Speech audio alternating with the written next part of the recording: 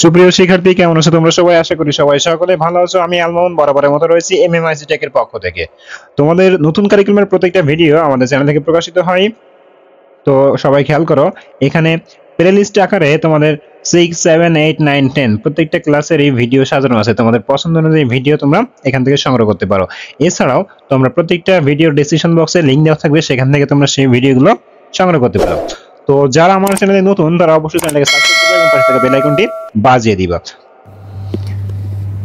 সুপ্রিয় শিক্ষার্থী, গণিত তৃতীয় শ্রেণী দেখো, এর আগের পার্টে আমরা 8 পৃষ্ঠা পর্যন্ত সমাধান করেছি। আজকে আমরা 9 নম্বর পৃষ্ঠা থেকে সমাধান করব। তো দেখো, এখানে কিছু লেখা দেওয়া হয়েছে, এগুলো তোমরা একটু পড়ে ফেলবা এবং 1 লক্ষ ও যদি এগুলো কিভাবে প্রকাশ করতে সেটা। তো দেখো, এখানে একটা কথা বলা হয়েছে যে এখন নতুন স্থানীয় মান হবে লক্ষ। অর্থাৎ এতক্ষণ আমরা অযুত পর্যন্ত করছি, কি পর্যন্ত করছি? অযুত পর্যন্ত। তো এখন যে স্থানীয় মানটা করব সেটা হলো লক্ষ পর্যন্ত। তাই দেখো বলা হয়েছে 1 লক্ষ অথবা 10 অযুত। তার মানে আমরা দেখো 1 লক্ষকে আমরা 10 অযুত বলতে পারি। কি বলতে পারি? 10 অযুত। ঠিক আছে। এবার দেখো, তাহলে 1 লক্ষ, এখানে হলো 1 লক্ষ। তো 1 লক্ষ, শুধুমাত্র 1 লক্ষ বলা হয়েছে, তো লক্ষের করে আমরা 1 বসিয়েছি, আর বাকি সব জায়গায় কি করেছি? শূন্য দিয়ে ভরাট করে দিয়েছি। ঠিক একইভাবে এই ক্ষেত্রে যদি আমাদের স্থানীয় মানটা নির্ণয় করা হয়, তাহলে কিভাবে আসবে? 1 লক্ষ দিয়ে শূন্যগুলো সব একক, দশক, শতক, হাজার অযুত হবে এবং একটা শুধুমাত্র লক্ষ হবে, এবং লক্ষের ঘরে আমরা জানি যে শূন্য হয় 6টা।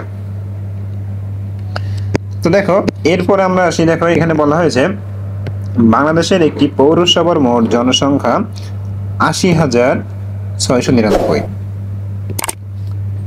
জন পুরুষ ও 76,644 জন নারী। অর্থাৎ বাংলাদেশে একটা পৌরসভা আছে যেখানে 80,699 জন পুরুষ আর 76,644 জন নারী। সংখ্যা দূরের উচ্চস্বরে পড়ি, কথায় লিখি এবং অঙ্কগুলোর স্থানীয় মান নির্ণয় করি।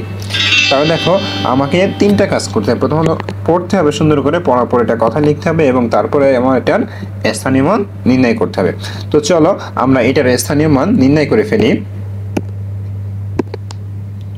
সুপ্রিয় শিক্ষার্থী, খেয়াল করো, দেখো আমাদের পুরুষের সংখ্যাটা ছিল 80,699। তো ফার্স্ট আমরা লিখবো যে পুরুষের সংখ্যা, দেখো উপরে লিখবো, এর উপরে যে পুরুষের সংখ্যাকে কথায় লিখি এবং স্থানীয় মান নির্ণয় করি। এটা লেখার পরে তারপরে সমান সমান দিয়ে এটা লিখবো যে 80,699। যদি একটু পড়ি, দেখো একক, দশক এই দুটো আমাকে একসাথে গণনা করতে হয়। 99 এই শতকের ঘরে আছে তোমার 6, হাজারের ঘরে 0, অযুতের ঘরে 8। হাজার এবং অযুত আমাদের একসাথে গণনা করতে, তার মানে বলতে পারি 80,000। তাই লিখছি, দেখো 80,600 এরপর আসি 99। এবার দেখো, এটাকে আমার স্থানীয় মান নির্ণয় করতে হবে। তো খেয়াল করে সবাই, প্রথম হলো 9, তাহলে 9 একক, 9 হলো আমার একক, তার মানে শুধুমাত্র 9। তারপর দেখো 9 হলো আমার দশক, তার মানে 9 শূন্য। এরপর দেখো 6 হলো আমার শতক, তার মানে 6 শূন্য শূন্য। এরপর দেখো 0 হলো আমার হাজার, 0। এরপর দেখো 8 হলো আমার অযুত, 80,000। তার মানে টোটাল এই দুইটা মিলে আসলে কত? আমার 80,000। আশা করি এটা বুঝতে পেরেছ। এবার আমরা একইভাবে নারী যেটা রয়েছে সেটারও আমরা নির্ণয় করব।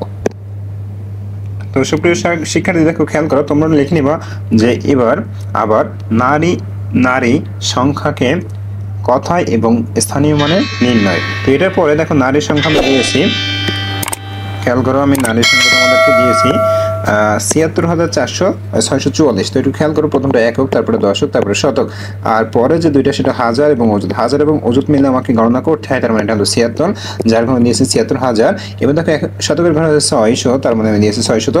আর লাস্ট হলো 44, যার ঘরে লিখছি 44। এটা কিন্তু 400 অন্তস্থ ইয়ায় আকার লয়লা রশি তাল বসে 44। এবার দেখো স্থানীয় মানের ক্ষেত্রে আমি কি লিখবো? দেখো স্থানীয় মানের ক্ষেত্রে লিখেছি 4 একক সমান 4, 4 দশক সমান 40, 6 শতক সমান 600, 6 হাজার সমান 6,000, 7 অযুত সমান 70,000। দুইটা মিলে হলো আমার কত? 76,000। আশা করি এটাও তোমরা খুব সুন্দরভাবে বুঝতে পেরেছো। তো দেখো, এরপর আমাকে বলা হয়েছে সংখ্যা রেখায় ক ও খ স্থানের সংখ্যা লিখি। তার মানে আমার এই জায়গায় এক্স্যাক্টলি কত সংখ্যা হবে এবং এই জায়গায় এক্স্যাক্টলি কত সংখ্যা হবে সেটা তোমাকে লিখতে হবে।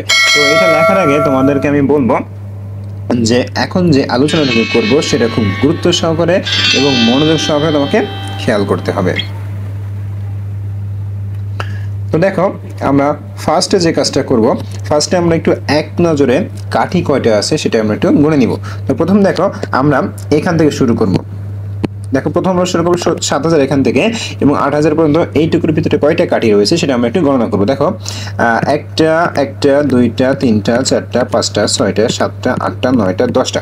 তো দেখো 10টা কাঠি, 10টা কাঠি। এবার দেখো এখান থেকে ব্যবধান কত? ব্যবধান হলো 1000। দেখো আমরা যদি 8000 থেকে 7000 বাদ দেই তাহলে কিন্তু আমাদের ব্যবধান থাকে কত? 1000। এবার দেখো তার মানে আমরা বলতে পারি এখান থেকে এইটুকুর যে এক্স্যাক্টলি মান সেটা হলো আমার 1000। তাহলে খেয়াল করো, দেখো আমাদের যদি এখান থেকে এইটুকুর মান 1000 হয় তার মানে আমাদের এখানে কাঠি আছে 10টি। তার মানে আমরা বলতে পারি যে 10টি কাঠির মান 1000। ঠিক আছে, 10টি কাঠির মান হলো 1000। এখন দেখো আমাকে একটা কাঠির মান বের করতে হবে। কয়টা কাঠির মান বের করতে হবে? একটা কাঠির মান। তাহলে অতএব একটি কাঠির মান, তাহলে দেখো আমাদের যে 10টা থাকে, 10টা কাঠির মানটা দেওয়া থাকে তার নিচে, অর্থাৎ খেয়াল করো আমাদের এখানে 10টা কাঠির মান দেওয়া রয়েছে। তো 10টার যদি কম বলে এক্ষেত্রে তাহলে আমাকে ভাগ করতে হয়। তাহলে আমরা এখানে এখন কি করব? ভাগ করব। তার মানে আমি বলতে পারি যে 1000 ভাগ 10। তো এটা তোমরা ভাগ করে ফেলবা। দেখো ভাগ করলে আমাদের 100 আসবে। কিভাবে ভাগ করবা সেটাও আমি দেখিয়ে দিচ্ছি।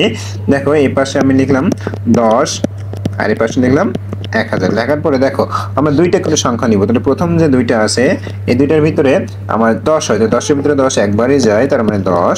এবার দেখো যদি বিয়োগ করে কিছু থাকে না, একটা শূন্য নামলো, তাহলে এই শূন্যকে আউট করতে হবে। তাহলে এর নিচে আমি একটা শূন্য দিব আর এখানে একটা শূন্য দিব। ঠিক একইভাবে এবার এই শূন্যটা নামাবো, এর নিচে একটা শূন্য দিব আর এই পাশে একটা শূন্য দিব। তার মানে এক্স্যাক্টলি ফলাফল আসে কত? 100। তাহলে দেখো আমি বলতে পারি একটা কাঠির মান হলো 100। এখন দেখো যে কাজটা করব, দেখো খেয়াল করো আমাদের এখান থেকে শুরু করে এই ক যে মান এটা কততম কাঠি সেটা আমরা একটু গণনা করে ফেলবো। তো দেখো এখানে আমার 10 হয়েছিল 11 12 13 14 15 16 17 18 19 20। তার মানে বলতে পারি 20টা কাঠি। কয়টা কাঠি বলতে পারি? 20টা কাঠি। এবার তোমার যদি বিষয়টা আরো সহজ করে দেই, তো দেখো এখান থেকে এই 10টা কাঠির মান হয়েছিল আমার 1000, আর তাহলে এখান থেকে আরো 10টা কাঠির মান হবে কত? আমার আরো 1000। তো 1000 বৃদ্ধি পাবে। তার মানে যদি বলি তাহলে এই 8000-এর সাথে যদি আমি 1000 যোগ করি তাহলে এক্স্যাক্টলি আমার এখানকার মানটা পেয়ে যাবো। এটা হলো আরো সহজ নিয়ম। এবারে দেখো তাহলে এখান থেকে এইটুকুর মান যদি আমাদের, দেখো খেয়াল করো এখান থেকে এইটুকু 10টা কাঠির মান যদি আমাদের 1000 হয়, তো এখান থেকে এইটুকুর মান কত সেটা আমরা একটু গুণে দেখি। দেখো একটা কাঠি, দুইটা কাঠি, তিনটা কাঠি, চারটা কাঠি, পাঁচটা কাঠি, ছয়টা কাঠি, সাতটা আটটা নয়টা 10টা। তো দেখো এখানেও আমার কাঠি হলো 10টা। তাহলে এখানেও এক্ষেত্রেও আমার 10টা কাঠির মান হবে কত? 1000 এবং এর সাথে আমার এক্সট্রা 1000 কি হয়ে যাবে? বৃদ্ধি পেয়ে যাবে। তার মানে এখানে হলো আমার কত? 10,000। আশা করি সুপ্রিয় শিক্ষার্থী তোমরা এটা খুব সুন্দরভাবে বুঝতে পেরেছো। তো এরপরে দেখো সংখ্যার সাথে তুলনা রয়েছে, তোমরা এখানে এগুলো পড়ে ফেলবার দেখবা। এবার দেখো বলা হয়েছে চলো আমরা হাজার দলে দুটি সংখ্যা তুলনা করি। তুলনা মানে হলো ছোট বড় সমান এই তিনটা জিনিস নির্ণয় করা। তো দেখো এখানে বলা হয়েছে হাজার দল একই, হাজারের দল একই, তাই আমরা দুটিতে শত এর দল তুলনা করব। অর্থাৎ তোমাদের যদি আরো একটু ক্লিয়ার করি জিনিসটা বলি, দেখো এখানে প্রথম যে সংখ্যা বলা হয়েছে 1215। দেখো প্রথম যে দলটা বা প্রথম যে সংখ্যাটা সেটা হলো 1215। পরে যে সংখ্যাটা রয়েছে দেখো 1125। যদি একটুখানি খেয়াল করো আমাদের এখানে কিন্তু হাজারের ঘরটা মিল রয়েছে, যার কারণে এখানে বলা হয়েছে যে আমাদের হাজারের ঘরটা কি একই। এবার আমরা তাহলে তুলনা করবো কোনটা? শতকের ঘর। দেখো শতকের ঘর কিন্তু একই না, শতকের ঘর কিন্তু এটা আমার কি বড়। তার মানে বলতে পারি এই সংখ্যাটা হলো আমার বড়। তাই দেখো এখানে বলা হয়েছে যে দুটি এবং শত এর দল একটি, তাই 1225 সংখ্যাটি ছোট। অর্থাৎ এই সংখ্যাটি আমার ছোট আর এই সংখ্যাটি বড়। তাহলে এটাকে যদি একটু লিখি তাহলে কিভাবে লিখতে পারি? দেখো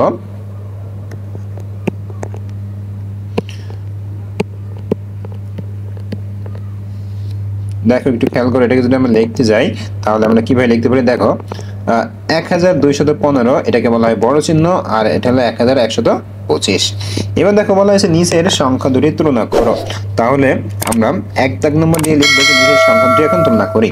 তাহলে তুলনা করার পরে আমরা লিখব যে এটি খুব সহজ, আমরা একে একে বড় স্থানীয় মান থেকে ছোট মানে স্থানীয় মান তুলনা করবো। দেখো এখানে প্রথম ছিল, দেখো খেয়াল করো দুটো সংখ্যা, এখানে ছিল 32,000, এখানে ছিল রয়েছে কত 32,000, তাহলে 32,000 আমার কি মিল গেছে, তার মানে এই দুটো আমি এখন কি করবো বাদ দিয়ে দেবো, এই দুটো এখন নাই।